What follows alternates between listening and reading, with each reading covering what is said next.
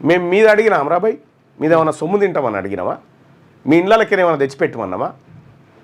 మేము 62% మంది ఉన్నాము, మాకు కనీసం 42% అన్నా మా కడుపు నిండా బెటరా బాబు.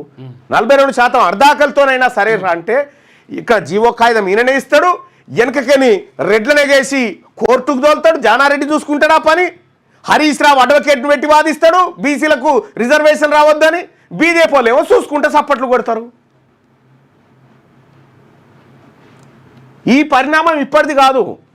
ఇప్పుడు ఇప్పుడు ఇప్పుడు కాంగ్రెస్లో రేవంత్ రెడ్డి, బీఆర్ఎస్లో ఇంకో రెడ్డి, బీజేపీలో ఇంకో రెడ్డి, వీళ్ళందరూ ఉండి ఇప్పటి పరిణామం కాదు. 1952 లెక్క చదువుతా ఇప్పుడు నేను, మీరు చూడరు. అప్పటి నుంచి ఎన్ని కుట్రలు. నిన్న వి హనుమంతరావు గారిని గమనించిరా?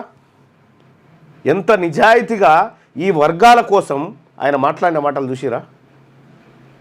పక్కనున్న లీడర్లు మాట్లాడిన మాటలు చూడరు. ఇక ఒక బీసీ లీడర్ ఏమంటాడంటే కాంగ్రెస్ తప్పులేదు, బీజేపీ సంగతి చెప్తామని ఆయన అంటాడు.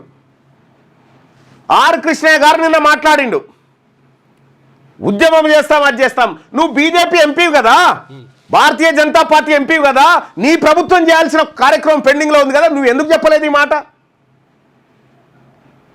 ఈయన తిడతాడు మళ్ళా, ఈయన తిట్ట, ఆయన తిట్ట.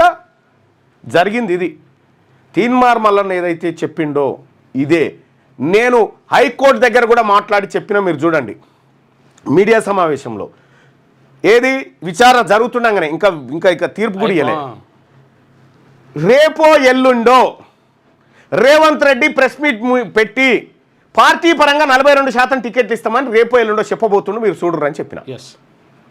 ఆయన చెప్పకుండా నిన్న సీఆర్ గారితో చెప్పించాడు. కథం మనోళ్ళతోటే. నిజంగా రెడ్లకు చిత్తశుద్ధి ఉంటే ఒక్క రెడ్డి మంత్రి ఎందుకు రాలేదా? హైకోర్టు కాడికి ఒక్క రెడ్డి మంత్రి వచ్చి బీసీలకు రిజర్వేషన్ దక్కాలని హైకోర్టులో ఎందుకు కూర్చోలేదా? ఒక్క రెడ్డి మంత్రి లేడు ఎందుకు? ఆడ ఓట్లొద్దాయిగా బీసీల ఓట్లొద్దా అంటే బీసీలకు మేము న్యాయం చేసినట్టు కనిపిస్తే రెడ్లలో బదనామవుతామని ఆగిపోయినారు మీరు.